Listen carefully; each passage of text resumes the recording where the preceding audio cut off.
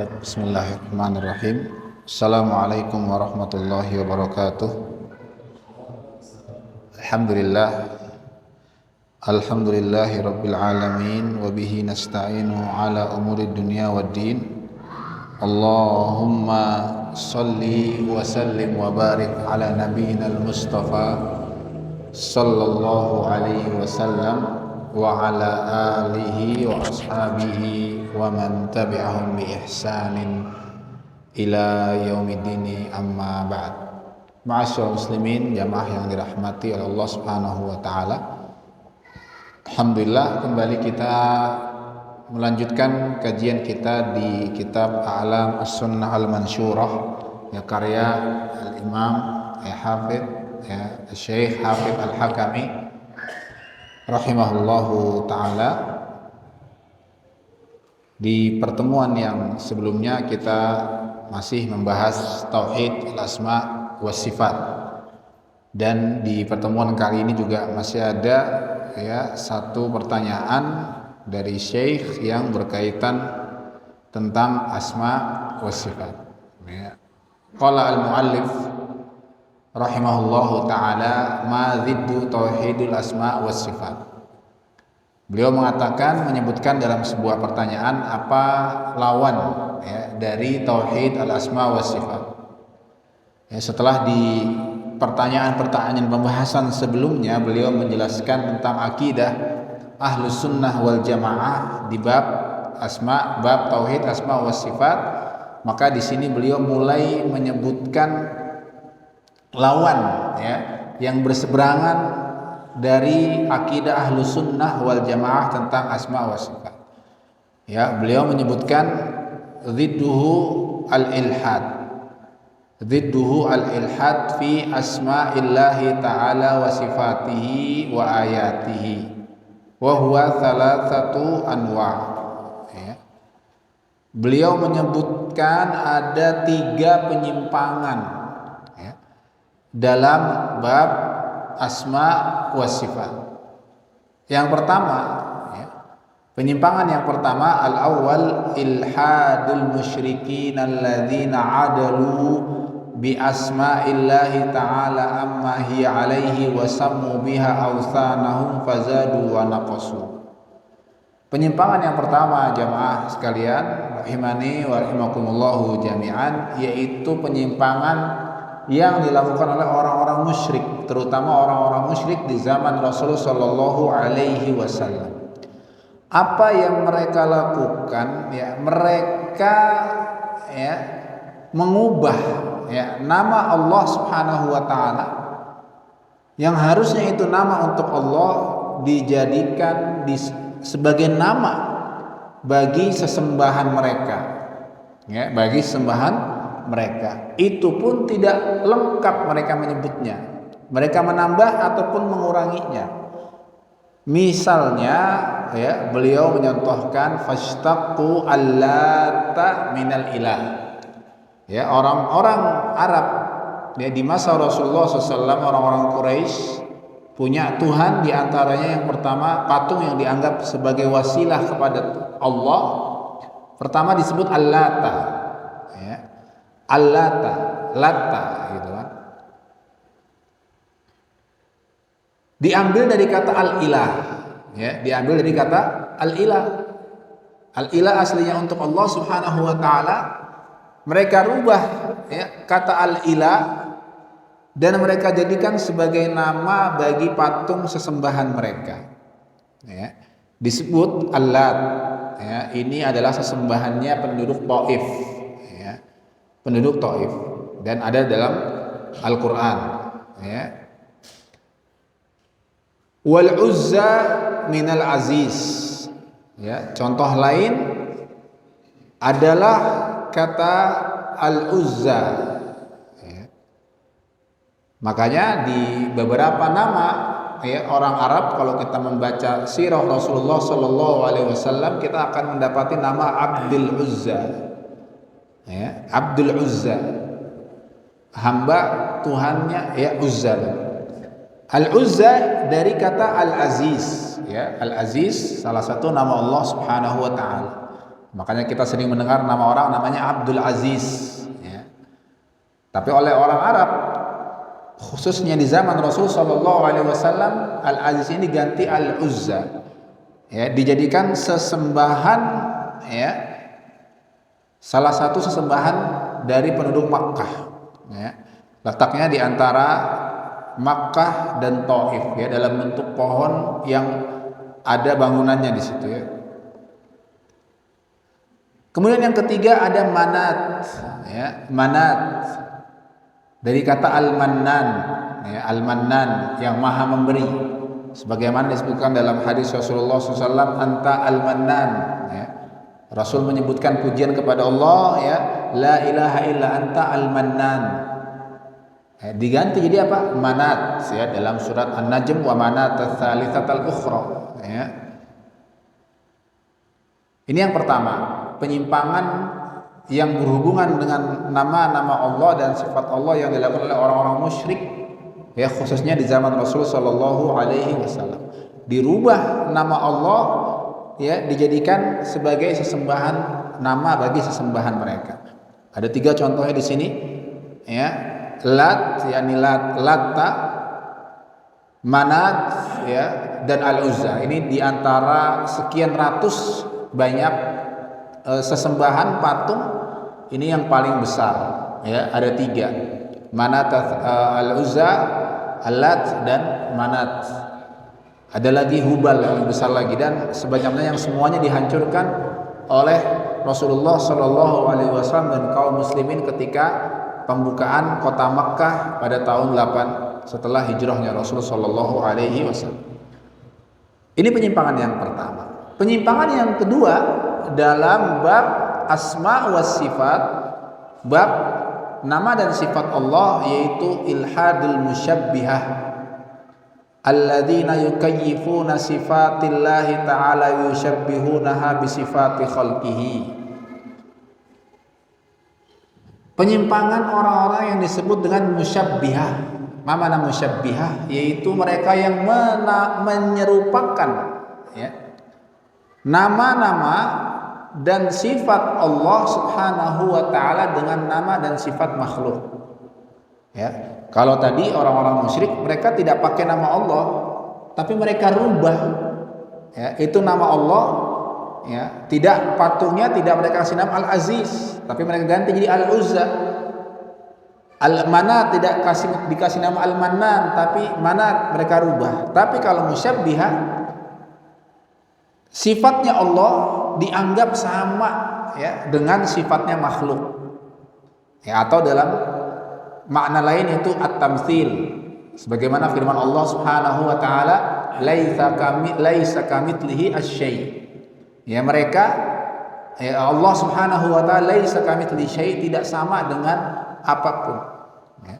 Mereka, ya, yushabbihunaha bisifati khalqihi. Mereka menyamakan sifat Allah dengan sifat makhluk.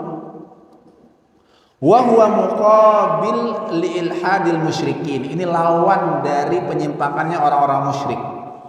Fa ulaika sawul makhluq bi rabbil alamin. Ya. Mereka, yakni orang-orang musyrik, di penyimpangan yang pertama menyamakan makhluk, yaitu Al-Uzza, Manat, dan Lata tadi mereka samakan dengan Rabbul Alamin, ya, makhluk yang disamakan dengan Rabb. Tapi yang kedua ini Rabb, Allah, yang disamakan dengan makhluk. Wa haula'i ja'aluhu bimanzilatil atsamil makhluqah.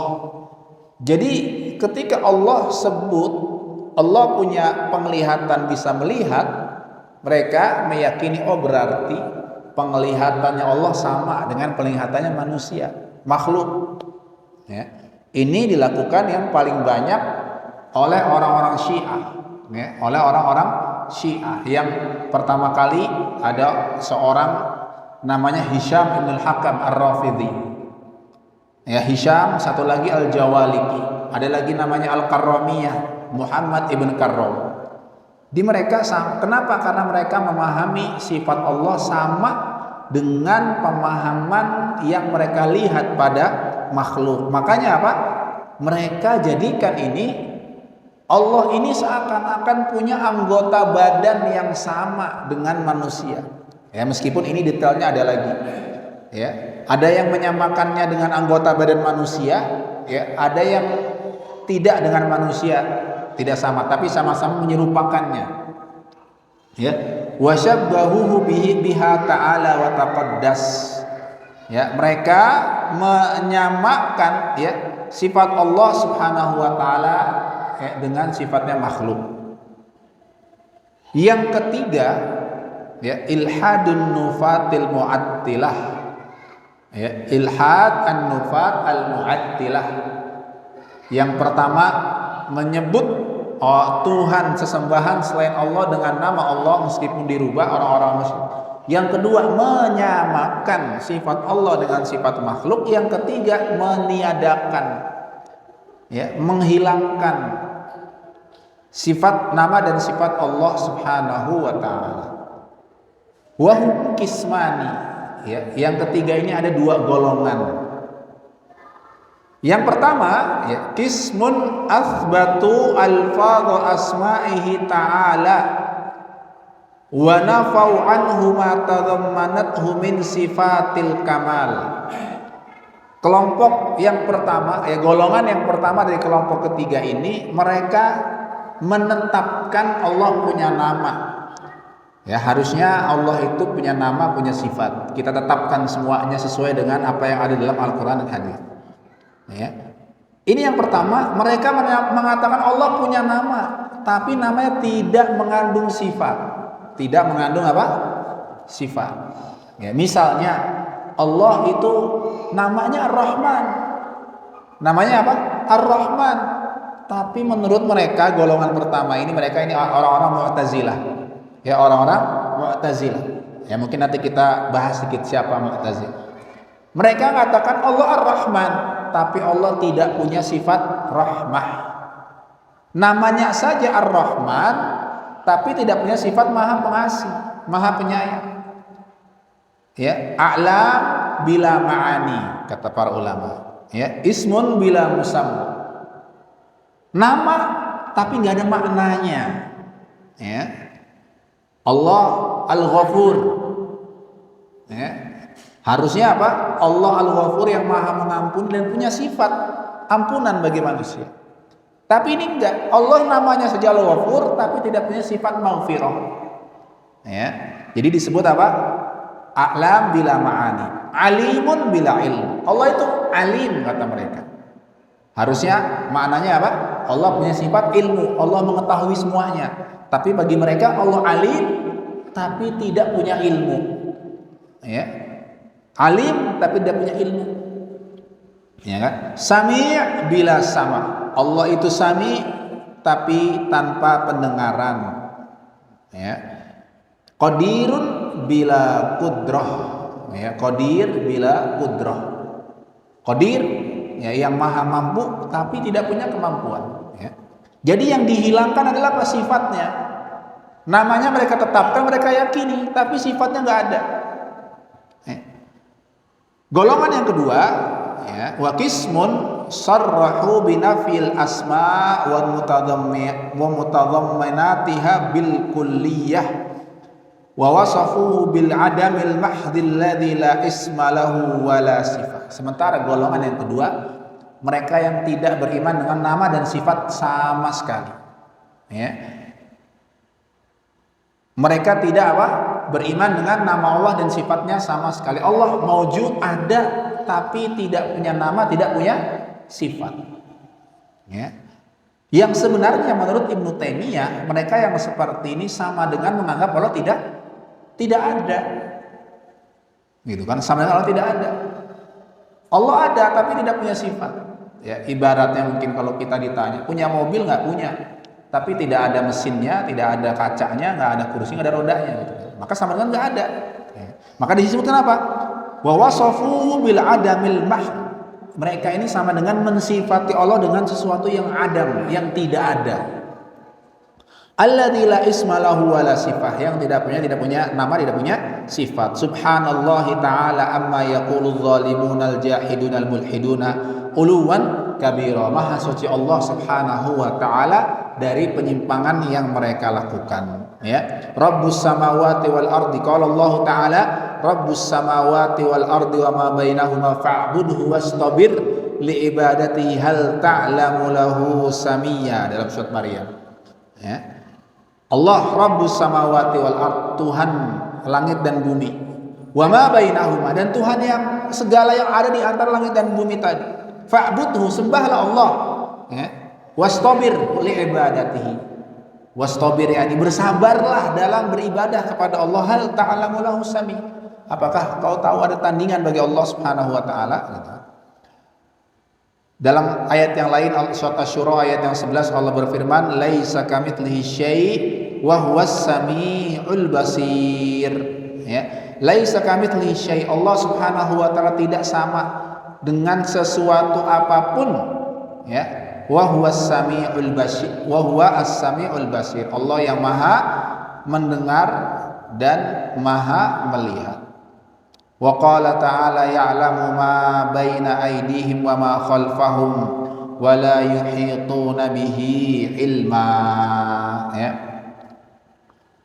sejak kapan ini ada penyimpangan dalam bab sifat nama-nama dan sifat Allah Subhanahu wa taala?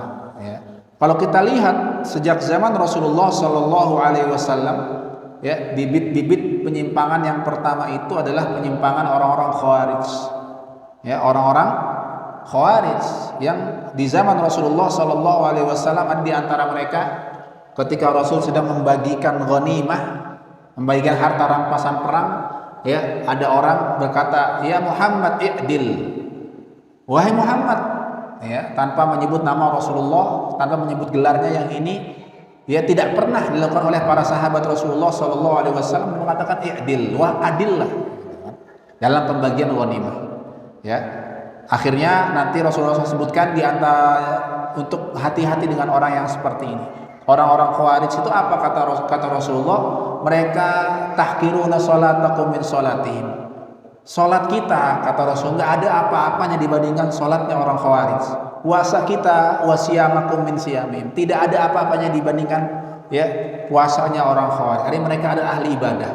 Tapi yaqra'unal Qur'an, mereka membaca Al-Qur'an, la yujawizu taraqiyahum, tidak melebihi tenggorokan mereka, hanya di lisan, tidak sampai ke hati. Yakhrujuna minad din kama yakhruju as-sahmu minar ramiyah, mereka keluar dari agama seperti busur panah yang dilepas dari, ya, anak panah yang dilepas dari busur, langsung keluar cepat gitu. Karena apa? Mereka, ya, beribadah kepada Allah Subhanahu wa taala, membaca Al-Qur'an tapi tidak sampai ke hati.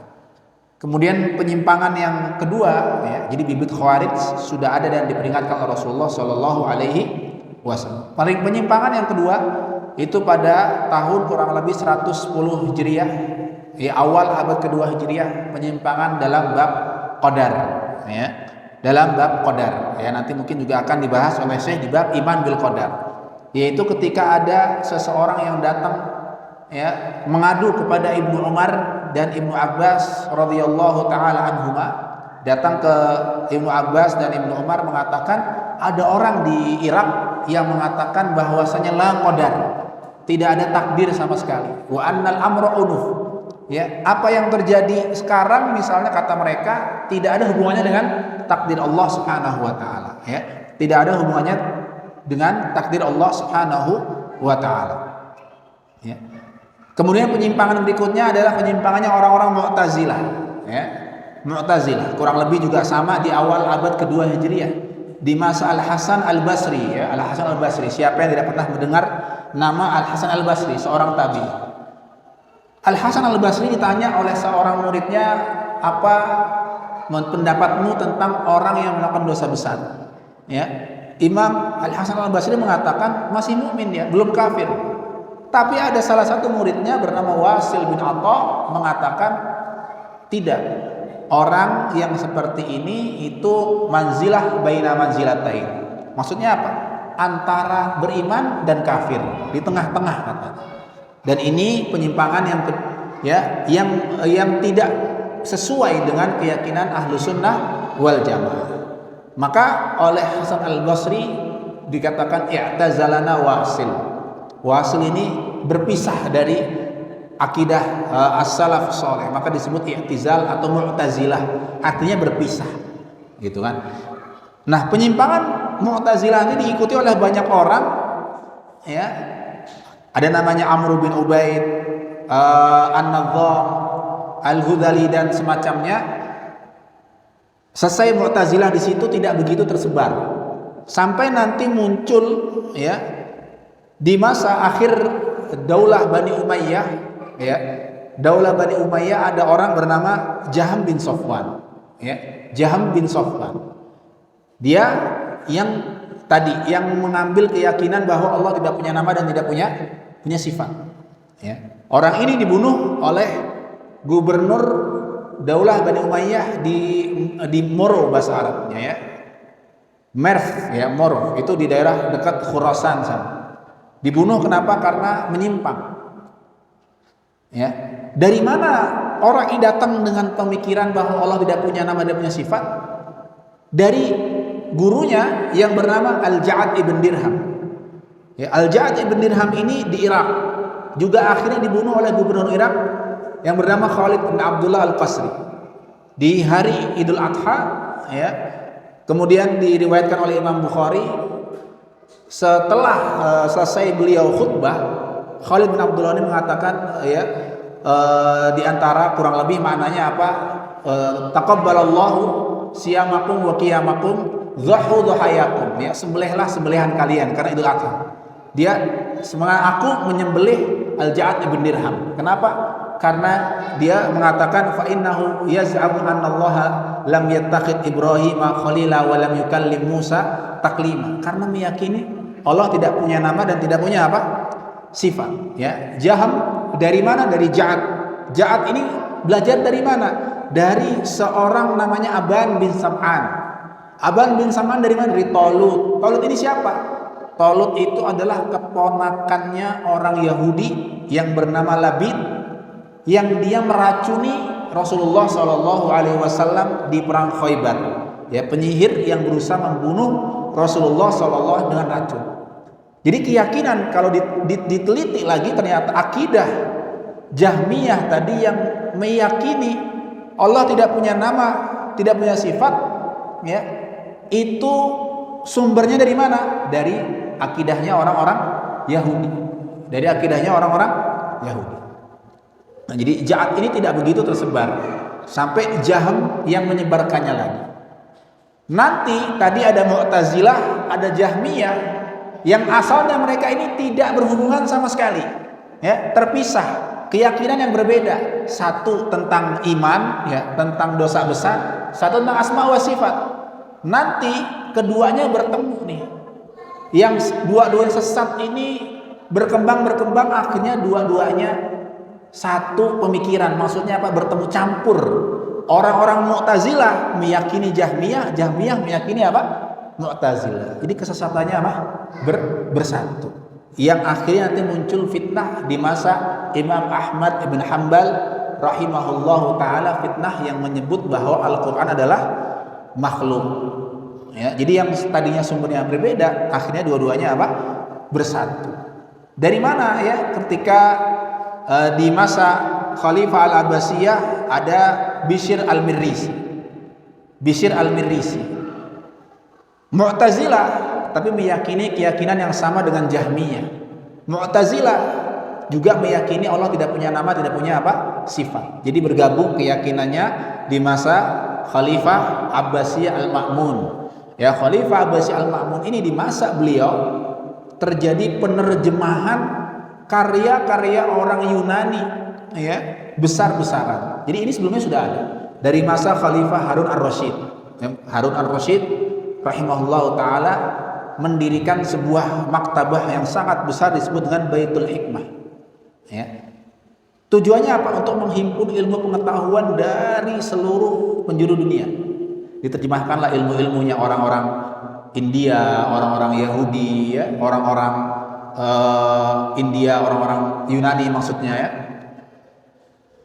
Berkembang di masa Khalifah Al-Ma'mun, ya, cucunya Harun Ar-Rasyid, yang tadinya diterjemahkan adalah ilmu-ilmu yang masih umum, matematika, ya, akhirnya nanti muncul Al-Khwarizmi, ya, yang dia menerjemahkan matematikanya orang India. Tapi di masa Al-Ma'mun yang terjemahkan itu buku-buku filsafat yang berkaitan dengan, ya, keyakinan-keyakinan, sehingga masuk di masa ini ilmu kalam yang bersumber dari ajaran-ajaran filsafatnya Yunani, ya. Maka semakin tersebarlah Mu'tazilah, muncul fitnah, ya, Al-Qur'an adalah makhluk. Jadi fitnah-fitnah atau keyakinan penyimpangan dalam asma wa sifat ini tidak bersumber dari Rasulullah Shallallahu Alaihi Wasallam, karena baru muncul di mana? Di abad kedua dan ketiga Hijriyah, jauh setelah Rasulullah Shallallahu Alaihi Wasallam wafat. Bahkan tidak kita dapati khilaf, perbedaan pendapat antara sahabat-sahabat Rasulullah Shallallahu Alaihi Wasallam tentang nama-nama dan sifat Allah Subhanahu Wa Taala. Ya, perdebatan, perbedaan ini muncul, ya, setelah masuknya terjemahan filsafat Yunani, ilmu kalam dan semacamnya tadi. Ya, termasuk Al-Asy'ariyah, Abu Hasan Al-Asy'ari. Ya, Abu Hasan Al-Asy'ari punya bapak, ya, bapak tiri nikah dengan ibunya dengan berkeyakinan Mu'tazilah. Makanya Abu Hasan Al-Asy'ari tumbuh dalam akidah apa? Mu'tazilah. Sampai akhirnya di akhir hayatnya beliau bertaubat dari keyakinan tersebut. Ya, dari keyakinannya apa? Mu'tazilah, keyakinan kullabiyah yang tidak beriman dengan asma wa sifat Allah dengan apa? Sesuai dengan keyakinannya Rasulullah Shallallahu Alaihi Wasallam. Dan itu yang dibawa sampai sekarang di masa kita oleh sebagian orang yang mengikuti akidahnya Abu Hasan Al-Asy'ari, meskipun Abu Hasan sudah bertaubat. Ya, yang sesungguhnya keyakinan-keyakinan Abu Hasan Al-Asy'ari yang diikuti sampai sekarang sudah banyak perubahan, bahkan berbeda dengan keyakinannya Abu Hasan sendiri. Ya, Abu Hasan Al-Asy'ari sendiri sudah berbeda. Ya. Jadi intinya apa? Intinya jamaah sekalian, penyimpangan-penyimpangan yang kita sebutkan tadi kalau diteliti sumbernya bukan dari Rasulullah, antara dari orang-orang Yahudi atau orang-orang Syiah yang musyabbihah, yang menyamakan Allah, sifat-sifat Allah Subhanahu wa taala dengan sifat-sifat yang ada pada makhluknya. Nah, itulah beberapa penyimpangan, ya, yang kalau dikerucutkan, ya, terbagi menjadi 3 sebagaimana disebutkan oleh penulis kitab. Dan Ibnul Qayyim rahimahullahu taala menyebutkannya ada 5. Ya, kalau di 3 penyimpangan, Ibnul Qayyim menambahkannya 2 lagi. Ya, apa itu penyimpangan yang disebutkan oleh Ibnul Qayyim? Yang keempat, ya, adalah penyimpangan seperti yang dilakukan, ya, oleh orang-orang Nasara. Ya, yaitu menamakan Allah Subhanahu wa taala dengan nama yang tidak sesuai, ya kan? Menamakan Allah dengan nama yang tidak sesuai dengan zatnya Allah Subhanahu wa taala. Seperti orang Nasara yang menyebut Allah itu dengan sebutan Bapak, ya, Tuhan Bapak, gitu. Kata smiatin Nasara lahu aban, atau orang-orang filsafat yang menyebutnya sebagai wajibul wujud, ya, sesuatu yang wajib ada dan semacam. Sementara yang 5, ya, penyimpangan yang kelima menurut Ibnu Qayyim adalah wasfuhu bin naqaisi ta'ala wa taqaddasa an dzalik, mensifati Allah Subhanahu wa taala dengan sifat kekurangan, dengan sifat yang tidak pantas. Kalau tadi yang keempat nama, yang kelima mensifati Allah dengan sifat yang tidak sesuai, seperti orang-orang Yahudi yang mensifati Allah dengan sifat-sifat yang menggambarkan kelemahan atau kekurangan. Seperti apa? Mengatakan bahwa Allah itu fakir, Allah itu miskin, ya, atau mengatakan bahwasanya Allah itu capek, atau dalam surat Al-Maidah yadullahi maglulah, tangan Allah itu terbelenggu, ya. Itulah beberapa penyimpangan, ya, termasuk yang kita dengar juga, ya, penyimpangannya sebagian orang yang bersumber dari keyakinan Abu Hasan Al-Asy'ari tadi, yang meyakini beberapa nama saja, ya, beberapa nama sifat, sementara nama dan sifat yang lain ditakwil, dirubah maknanya, ya, mereka rubah maknanya. Seperti apa? firman Allah Subhanahu wa taala, Ar-Rahmanu 'alal 'arsy istawa. Allah itu istawa di atas ars, tinggi, ya meninggi, tapi oleh mereka dirubah. Kenapa dirubah? Karena kalau kita meyakini menurut mereka Allah itu di atas ars, maknanya Allah butuh kepada ars, maknanya Allah lebih kecil daripada ars. Padahal Allah tidak pernah mengatakan seperti itu. Ya. Tapi mereka menerka-nerka di otak mereka, di pemikiran mereka, kalau Allah di atas ars sama dengan Allah butuh, Allah duduk. Berarti kita menyamakan Allah dengan makhluk. Oh, kalau gitu istawanya kita rubah maknanya. Biar apa? Biar kita tidak menyamakan Allah dengan makhluk. Ya.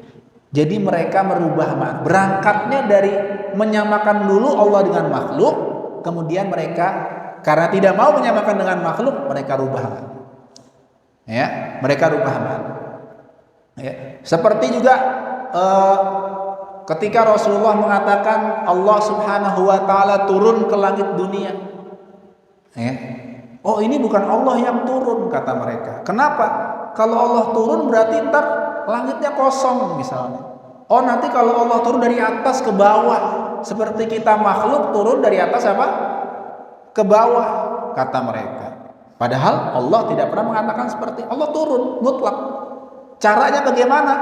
Kita serahkan kepada Allah Subhanahu wa taala. Ya, tentu tidak sama dengan makhluk. Ya. Jadi yang mereka yakini tidak mungkin terjadi kepada Allah, mereka apa? Rubah maknanya. Tapi mereka mengimani sebagian sifat yang lain. Misalnya apa? Sifat Allah berbicara, mereka imani. Sebenarnya kalau kita mau membantah, mudah saja. Loh, makhluk kan bicara. Kalau kau beriman dengan Allah berbicara, kau samakan Allah dengan makhluk, gitu.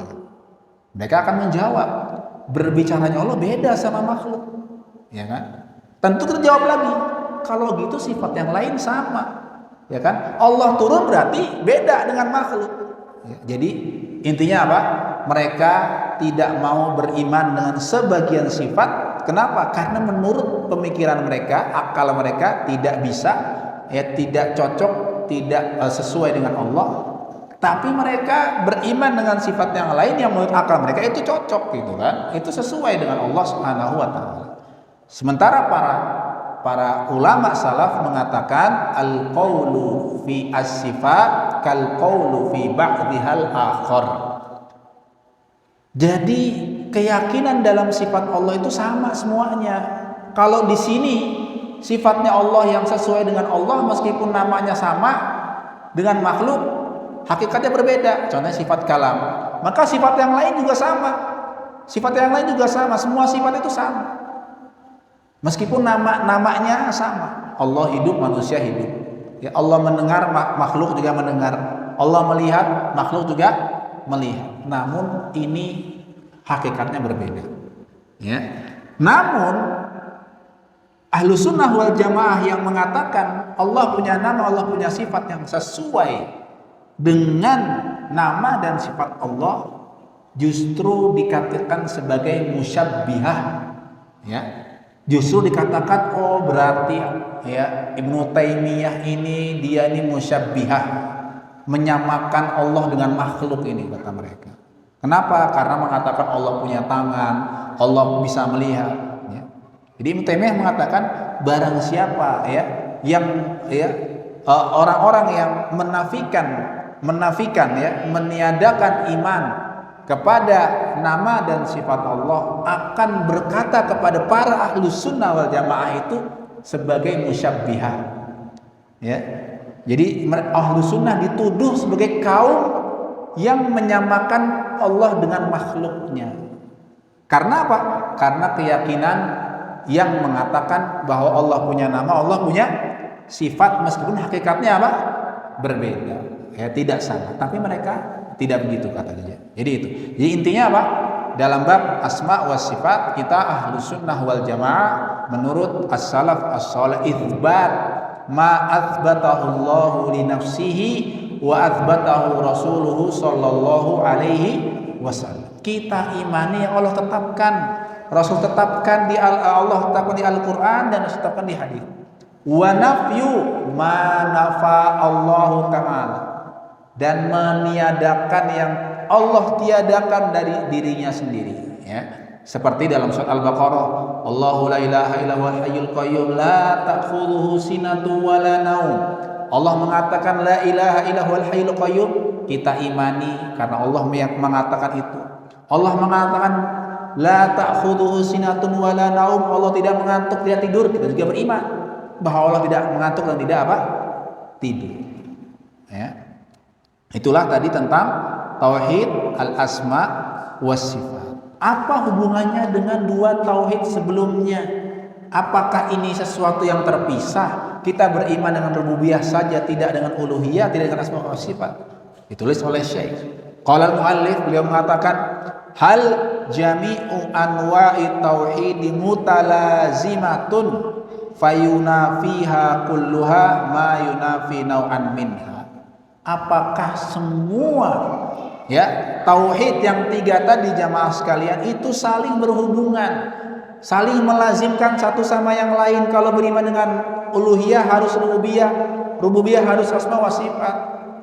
Dan barang siapa yang tidak beriman dengan satu, maka hilang semuanya. Beliau menjawab, na'am. Ya, semuanya saling berhubungan. Ya, saling mengharuskan kehadiran yang lainnya, saling melengkapi. Ya. Para ulama ini membagi bukan buat kita pilih salah satunya, tapi untuk memudahkan pemahaman kita tentang Allah Subhanahu wa taala, ya. Faman asyraka fi nau'in minha fahuwa musyrikun fil baqiyah, kata beliau. Barang siapa yang berbuat syirik di salah satu macam tauhid, sama dengan dia berbuat syirik di semuanya. Mithalu dzalika, contohnya du'a'u ghairillahi wa su'aluhu ma la yaqdiru alaihi illallah. Doa kepada selain Allah Subhanahu wa taala, minta sesuatu yang tidak mampu dilakukan kecuali oleh Allah, ya. Berbuat syirik. Doa itu apa? Ibadah. Ibadah masuk ke tauhid apa? Uluhiyah. Dia berbuat syirik di uluhiyah, gitu kan? Tapi kata beliau, ya, bal mukhul ibadati sarfuha li ghairillahi min dunillahi fahada syirkun fil uluhiyah, kata beliau. Ya, doa kepada selain Allah itu adalah inti daripada kesyirikan, karena doa adalah inti ibadah sama. Doa kepada selain Allah adalah inti pokok kesyirikan. Maka dia syirik di bab tauhid al-uluhiyah. Wa su'aluhu iyyahu tilkal hajah min jalbi khairin aw dafi syarrin mu'taqidan annahu qadirun ala qada'i dzalika hadza syirkun fir rububiyah.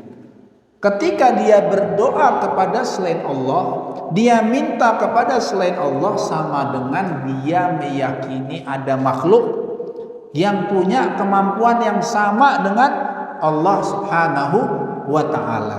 Ada makhluk yang mampu menjawab, ada makhluk yang mampu mengabulkan, mampu memberikan manfaat, menghilangkan musibah. Ya, ketika dia meyakini makhluk melakukan itu, maka ini syirik rububiyah.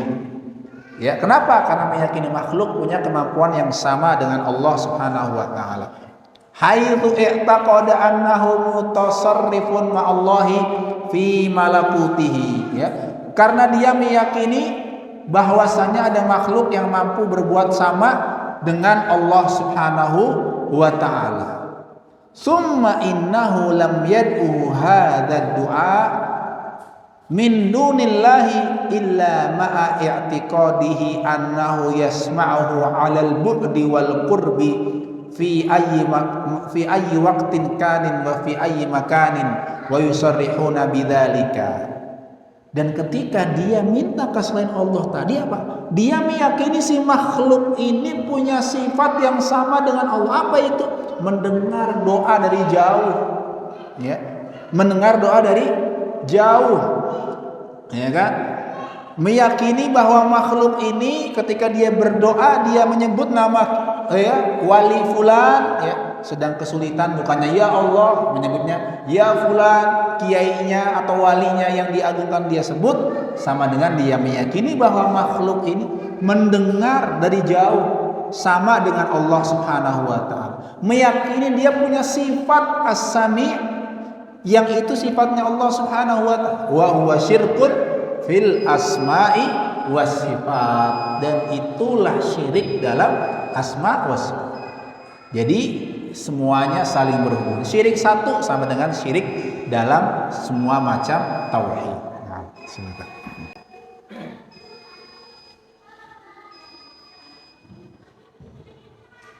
Bismillah, alhamdulillah, wassalatu wassalamu ala rasulillah, ya.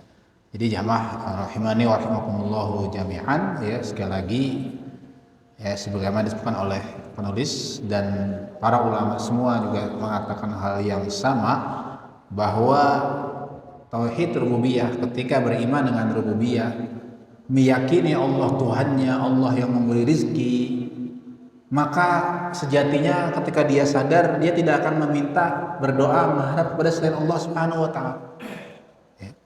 Dan orang yang berdoa, mengharap, meminta kepada Allah Subhanahu wa taala, maka itu bersumber dari keyakinannya bahwasanya Allah Subhanahu wa taala Tuhannya.